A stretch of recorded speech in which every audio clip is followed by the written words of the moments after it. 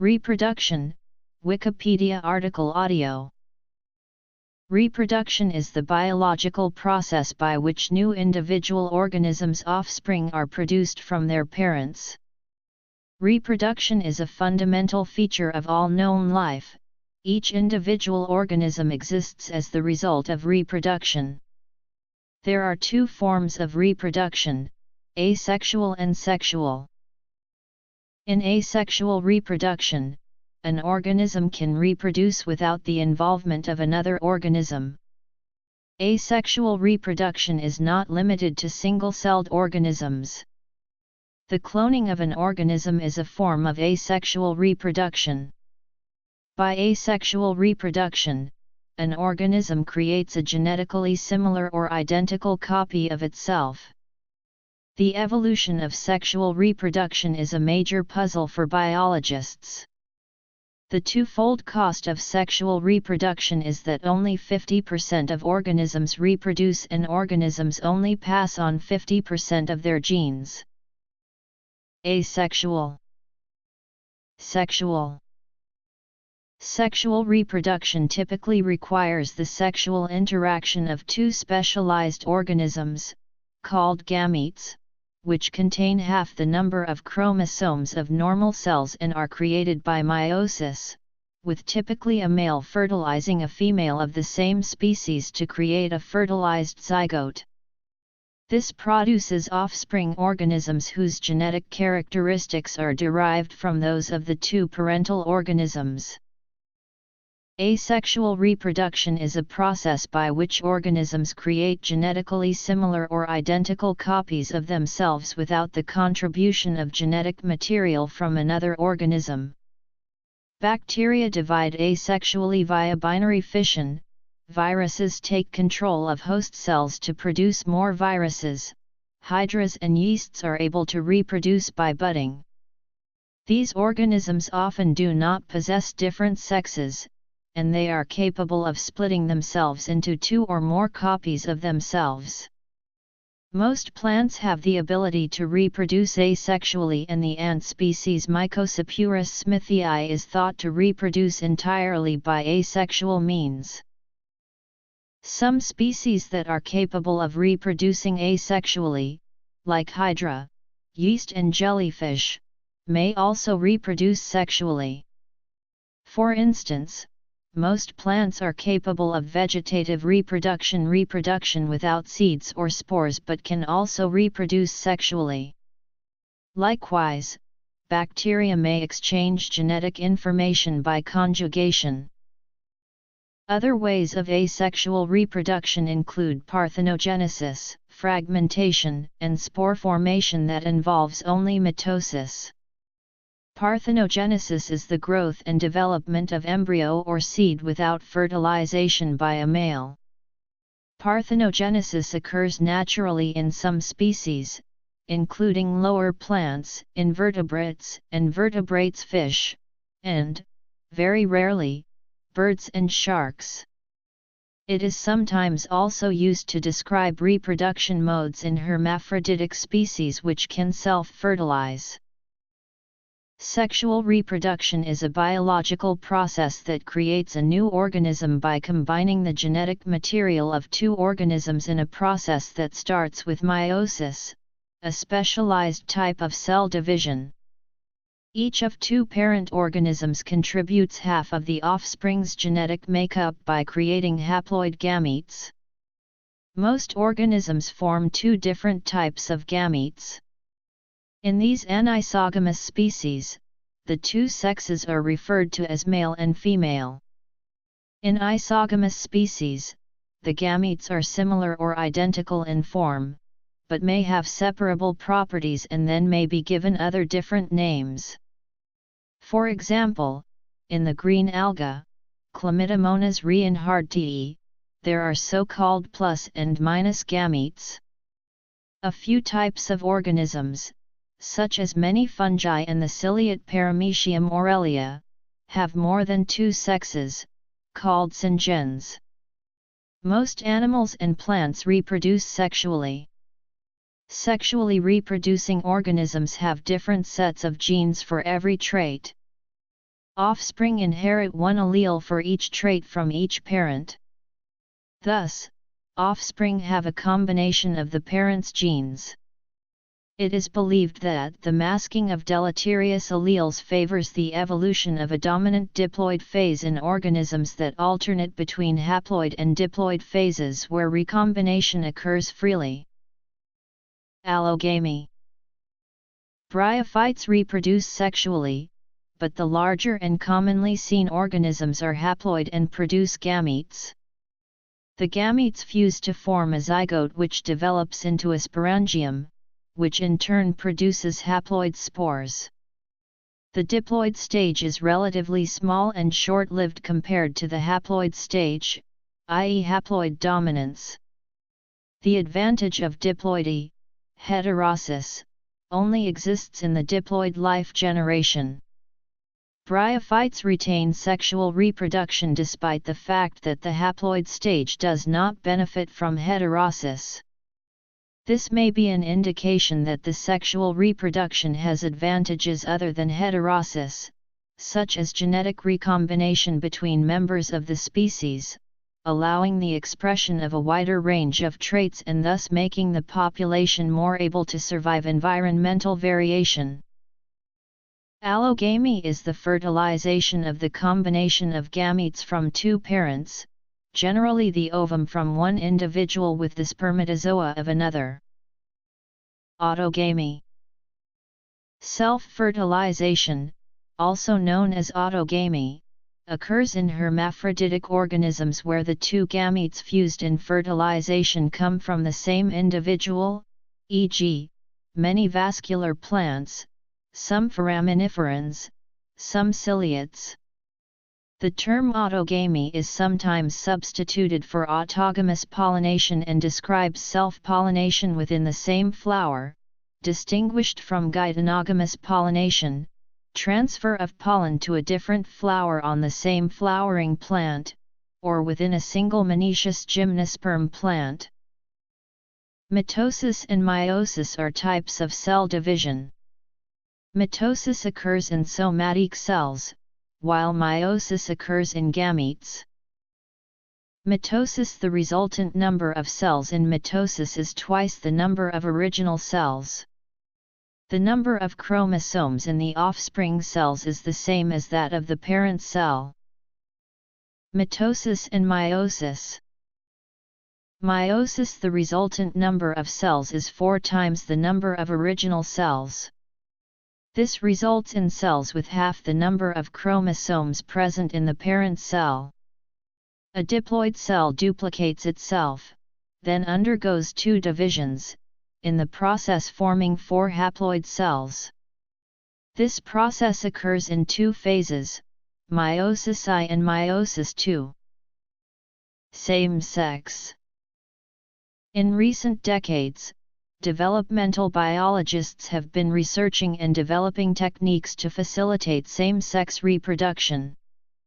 The obvious approaches, subject to a growing amount of activity, are female sperm and male eggs, with female sperm closer to being a reality for humans, given that Japanese scientists have already created female sperm for chickens. However, the ratio of produced W chromosome-bearing spermatozoa fell substantially below expectations. It is therefore concluded that most of the W-bearing PGC could not differentiate into spermatozoa because of restricted spermatogenesis. In 2004, by altering the function of a few genes involved with imprinting, other Japanese scientists combined 2 mouse eggs to produce daughter mice. Strategies. There are a wide range of reproductive strategies employed by different species. Some animals, such as the human and northern gannet, do not reach sexual maturity for many years after birth and even then produce few offspring. Others reproduce quickly, but, under normal circumstances, most offspring do not survive to adulthood. For example, a rabbit can produce 10–30 offspring per year, and a fruit fly can produce up to 900 offspring per year. These two main strategies are known as K selection and R selection. Which strategy is favored by evolution depends on a variety of circumstances. Animals with few offspring can devote more resources to the nurturing and protection of each individual offspring, thus reducing the need for many offspring. On the other hand, animals with many offspring may devote fewer resources to each individual offspring. For these types of animals it is common for many offspring to die soon after birth, but enough individuals typically survive to maintain the population. Some organisms such as honeybees and fruit flies retain sperm in a process called sperm storage, thereby increasing the duration of their fertility. Organisms that reproduce through asexual reproduction tend to grow in number exponentially. However, because they rely on mutation for variations in their DNA, all members of the species have similar vulnerabilities. Organisms that reproduce sexually yield a smaller number of offspring, but the large amount of variation in their genes makes them less susceptible to disease. Other types. Many organisms can reproduce sexually as well as asexually. Aphids, slime molds, sea anemones, some species of starfish, and many plants are examples. When environmental factors are favorable, asexual reproduction is employed to exploit suitable conditions for survival, such as an abundant food supply, adequate shelter, favorable climate, disease, optimum pH, or a proper mix of other lifestyle requirements. Populations of these organisms increase exponentially via asexual reproductive strategies to take full advantage of the rich supply resources. When food sources have been depleted, the climate becomes hostile, or individual survival is jeopardized by some other adverse change in living conditions. These organisms switch to sexual forms of reproduction. Sexual reproduction ensures a mixing of the gene pool of the species. The variations found in offspring of sexual reproduction allow some individuals to be better suited for survival and provide a mechanism for selective adaptation to occur. The meiosis stage of the sexual cycle also allows especially effective repair of DNA damages. In addition, sexual reproduction usually results in the formation of a life stage that is able to endure the conditions that threaten the offspring of an asexual parent. Thus, seeds, spores, eggs, pupae, cysts or other overwintering stages of sexual reproduction ensure the survival during unfavorable times, and the organism can wait out adverse situations until a swing back to suitability occurs. The existence of life without reproduction is the subject of some speculation. The biological study of how the origin of life produced reproducing organisms from non-reproducing elements is called abiogenesis. Whether or not there were several independent abiogenetic events, biologists believe that the last universal ancestor to all present life on Earth lived about 3.5 billion years ago. Scientists have speculated about the possibility of creating life non-reproductively in the laboratory. Several scientists have succeeded in producing simple viruses from entirely non-living materials. However, viruses are often regarded as not alive. Being nothing more than a bit of RNA or DNA in a protein capsule, they have no metabolism and can only replicate with the assistance of a hijacked cell's metabolic machinery. The production of a truly living organism with no ancestors would be a much more complex task, but may well be possible to some degree according to current biological knowledge. A synthetic genome has been transferred into an existing bacterium where it replaced the native DNA, resulting in the artificial production of a new mycoids organism. Asexual versus sexual reproduction. There is some debate within the scientific community over whether this cell can be considered completely synthetic on the grounds that the chemically synthesized genome was an almost 1:1 copy of a naturally occurring genome and the recipient cell was a naturally occurring bacterium.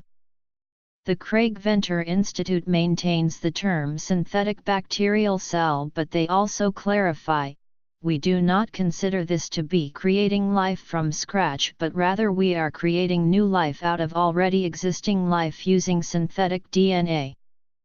Venter plans to patent his experimental cells, stating that they are pretty clearly human inventions. Its creators suggests that building synthetic life would allow researchers to learn about life by building it, rather than by tearing it apart. They also propose to stretch the boundaries between life and machines until the two overlap to yield truly programmable organisms. Researchers involved stated that the creation of true synthetic biochemical life is relatively close in reach with current technology and cheap compared to the effort needed to place man on the moon. Life without sexual reproduction has many drawbacks, since it requires far more energy than asexual reproduction and diverts the organisms from other pursuits, and there is some argument about why so many species use it. George C. Williams used lottery tickets as an analogy in one explanation for the widespread use of sexual reproduction.